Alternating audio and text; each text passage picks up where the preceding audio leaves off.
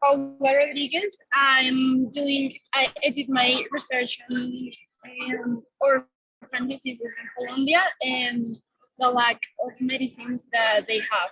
So my report is called Vitally Helpless, Non-Essential Drugs for Patients with Orphan Diseases in Colombia. For this project, I interviewed two people.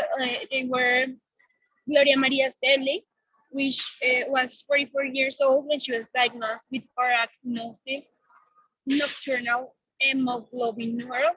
In the case of Gloria, this is there is only one medicine that could help her to treat her disease, and this is Soliris.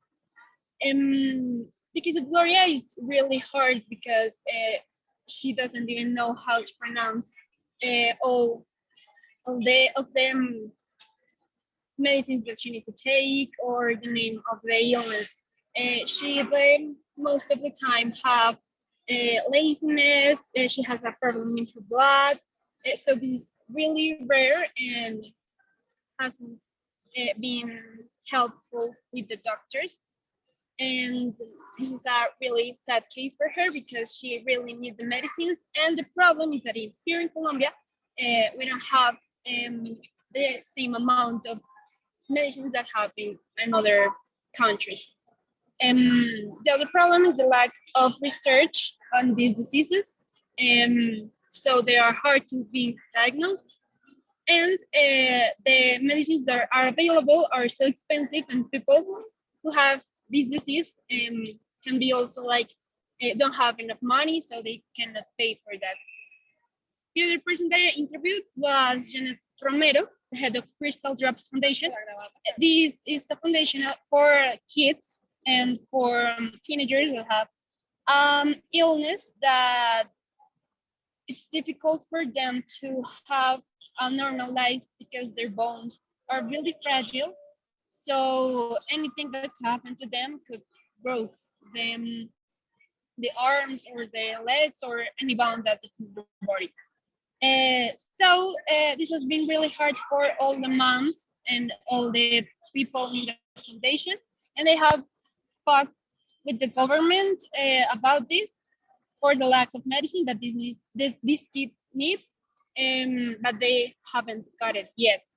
With COVID-19, everything got worse, and the capability to get the medicines got like really low.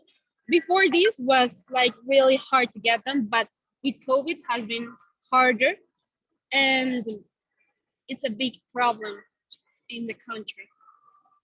There are really a lot of rare illnesses, and the most frequent diagnosis has been multiple sclerosis. It has 1,843 cases. Von Windegard disease and Guillain-Barré.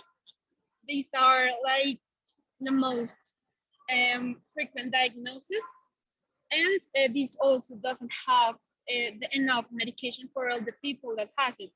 They also fight with the EPS because they go to their medical insurance and they said like, I have this illness, you have to provide me this medicine because that's what the government says and law, but they don't really follow up with this. So I was talking before about the lack of help, but I wanted to make emphasis on it because it's really hard for the people that have like really lack of possibilities with the money, and they need to go to the doctor like so frequently, and the medications don't exist or don't have the amount of people that they need. So it's really hard because they have to handle their illness by their own, like with all the problems, like the case of Gloria that she has to live with the laziness all the time that she's not in the medication. So it's really hard.